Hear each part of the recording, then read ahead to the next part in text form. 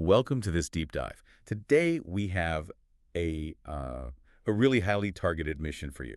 We are taking a direct shortcut to mastering cloud-native concepts. Yeah, specifically tailored for those of you who are, navigating the complexities of modern infrastructure. Exactly. And we are doing this by analyzing actual practice questions for the KCNA. That's the Kubernetes and Cloud Native Associate Certification. Right. So our entire focus for this discussion is squarely on explaining these exam questions and then digging into the underlying architectural answers so we can decode the core principles of the cloud-native ecosystem. And the KCNA really serves as a rigorous benchmark. I mean, it verifies a comprehensive understanding of the whole landscape, which is essential whether you're architecting systems, managing deployments, or just trying to align technical strategies. It demands a really solid grasp of how these distributed systems operate at scale. Absolutely. But before we dissect the architectural concepts, let's establish the parameters of the exam itself. The sources we are working from outline a 60-question test with a strict 90-minute time limit. Which is pretty fast. Yeah, that gives you exactly a minute and a half per question. You need a 75% score to pass. The cost is $250 US, which luckily includes one free retake, and the certification remains valid for 2 years. And that 90-minute window, it really forces a pace that relies on internalized knowledge rather than deduction. Right. You can't spend time second-guessing foundational concepts. The architecture just needs to be second nature, which is why examining the rationale behind these practice questions, the why, not just the what, is so critical for preparation. We are just memorizing letters here. Okay, let's unpack this.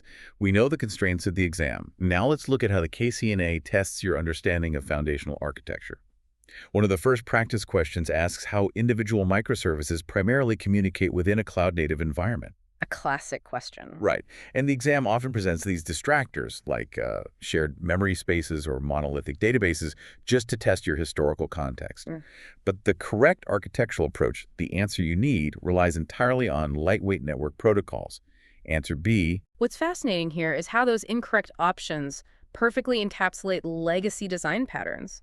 I mean, in monolithic architectures, processes communicate through shared memory or by, tightly coupling to a single central database. Which is exactly what we want to avoid now. Exactly. The cloud-native paradigm explicitly rejects that.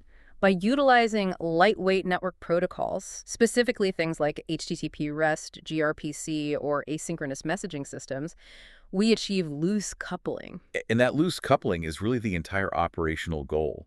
When services communicate over a network rather than sharing memory on a single host, they can be developed, deployed, and scaled completely independently of one another. Yeah. Like if a billing microservice experiences a massive spike in traffic, it can scale out across multiple nodes without requiring the user authentication service to scale with it. The network boundary is what enforces that independence. And this architectural shift also isolates failures. Oh, that's a huge point. Yeah, right. A memory leak in one service won't exhaust the resources of another if they are running as isolated processes that only communicate via defined network APIs.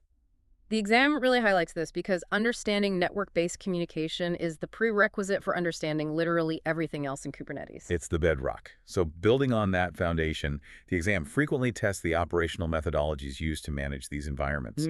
There is a specific question regarding how the concept of immutable infrastructure affects software deployments. This one trips people up sometimes. It does. It asks how the concept of immutable infrastructure affects deployments. And the standard answer the KCNA looks for, which is D, on the practice test, is that existing servers are never modified. They are entirely replaced. If we connect this to the bigger picture, immutable infrastructure solves one of the most pervasive issues in legacy IT, which is configuration drift. Oh man, configuration drift. Yeah, historically, administrators would SSH into running servers to apply software patches or tweak configurations. And over time, those manual interventions just compound.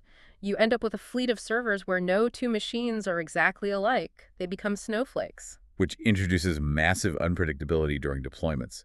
You push code that works perfectly on one server but fails on another, all because of some forgotten manual configuration change from 6 months ago. Exactly. By mandating that servers, or in our case, container images, are immutable, we enforce consistency. When an update is required, the underlying system is not patched. A newly compiled, thoroughly tested image is deployed to replace the old one entirely. And this fundamentally changes incident response and deployment pipelines.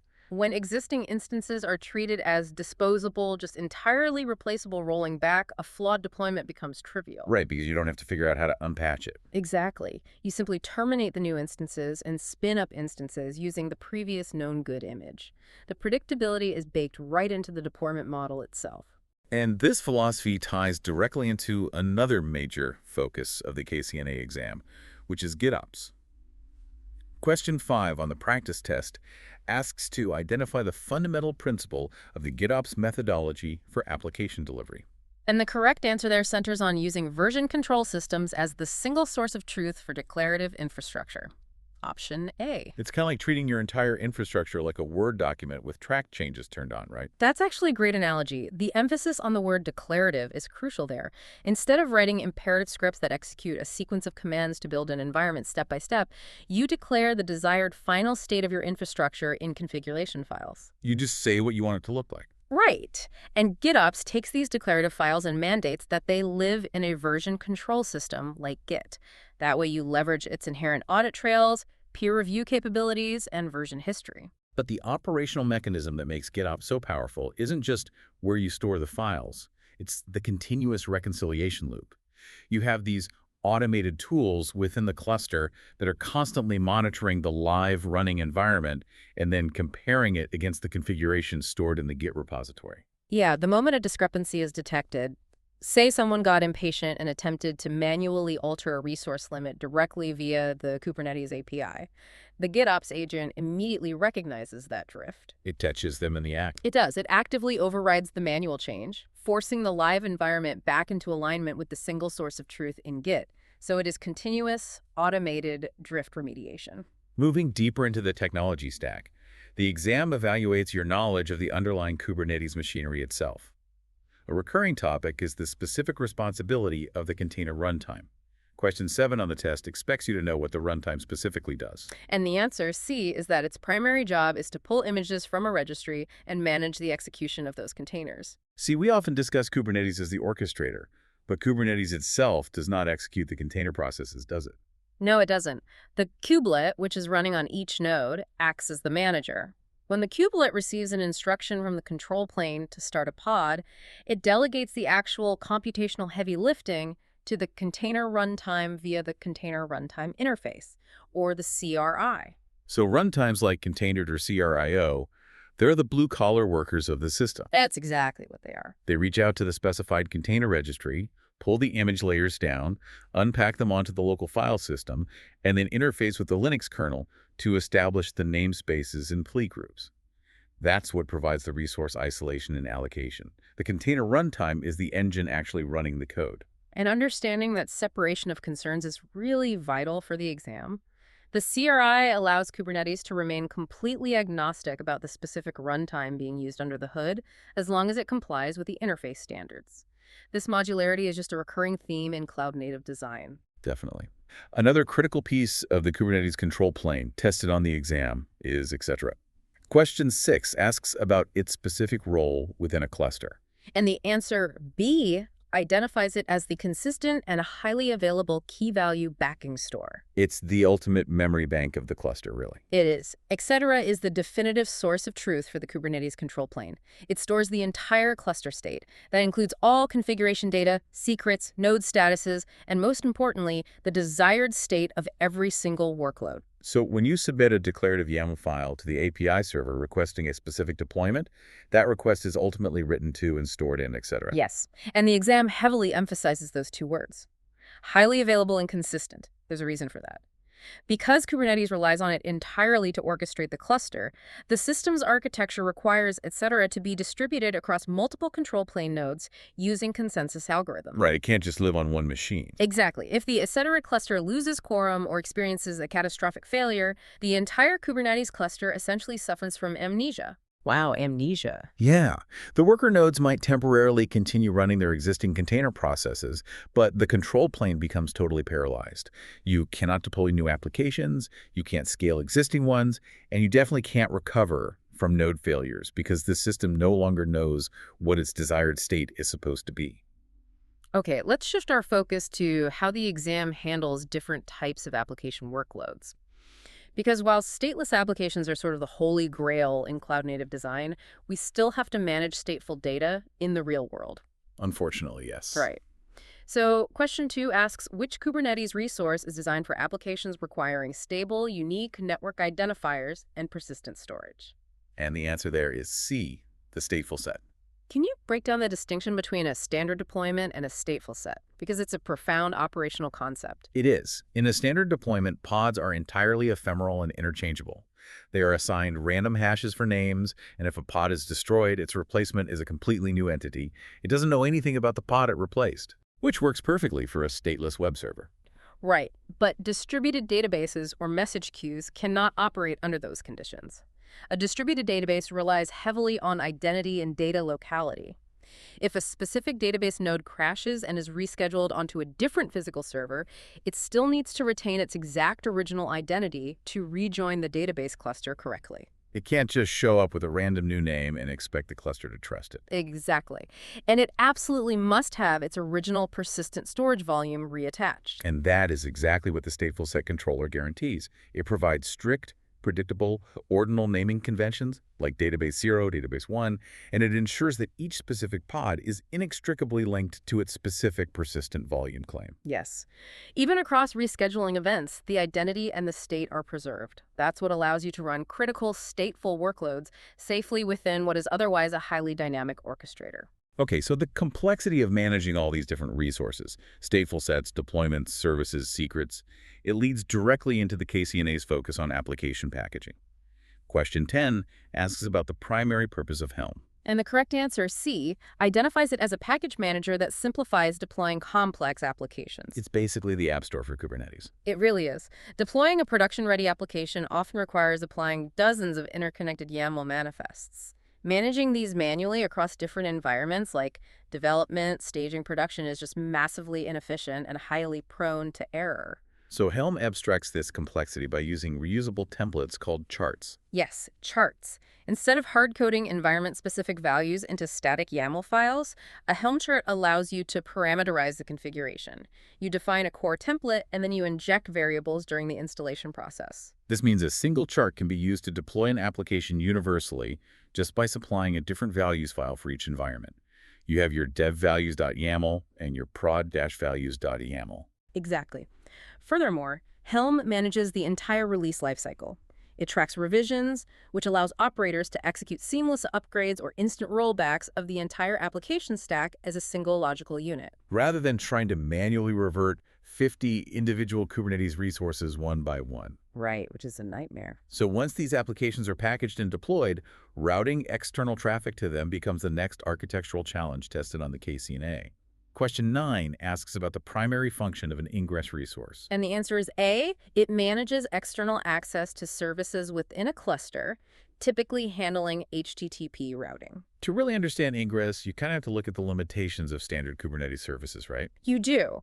While a standard load balancer service can expose an application to the internet, it operates at layer 4 of the OSI model. It just blindly forwards TCP traffic. If you have 50 different microservices, provisioning 50 separate cloud load balancers is financially and architecturally totally inefficient. It gets expensive fast. So the ingress resource, combined with an ingress controller, operates at layer 7 instead. It acts as a unified front door, an edge gateway for the entire cluster. Right. It evaluates incoming HTTP and HTTPS requests, analyzes the host names or URL paths, and then makes intelligent routing decisions to forward that traffic to the correct internal service. And this centralization is highly efficient. It allows you to manage host-based routing, path-based routing, and crucial edge functions like TLS termination, all in a single consolidated infrastructure layer. It dramatically simplifies the external exposure of your internal microservices. It's a huge operational win. We've covered routing external traffic in, but what about the complexities of traffic between the services? Here's where it gets really interesting. Question 4 addresses this by asking about the primary operational benefit of implementing a service mesh in highly distributed environments. And the answer is D. It provides dedicated infrastructure for managing service-to-service communications. In a distributed microservices architecture, the network is inherently unreliable. Packets drop, latency fluctuates, and security must be maintained across all internal communications. Yeah, and traditionally, developers had to bake complex network logic like retry mechanisms, circuit breakers, and encryption protocols directly into their application code. Which leads to massive code bloat and inconsistency across different programming languages. If your billing service is in Java and your auth service is in Go, you have to write that retry logic twice. Exactly. By introducing a service mesh, we extract all of that network logic out of the application layer entirely. The mesh typically operates by injecting a lightweight sidecar proxy directly alongside every single microservice container. These proxies intercept all inbound and outbound network traffic. The service mesh control plane then dynamically configures these proxies to enforce mutual TLS encryption, handle load balancing, manage traffic splitting for canary deployments, and execute retry logic. And the operational benefit there is just massive. Developers can focus exclusively on writing business logic. They completely trust the underlying mesh infrastructure to deliver the payloads securely and reliably. It's like having a dedicated post office for your cluster.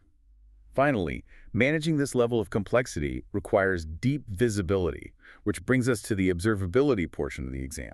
Question 3 asks, what type of telemetry data Prometheus is primarily designed to collect and store?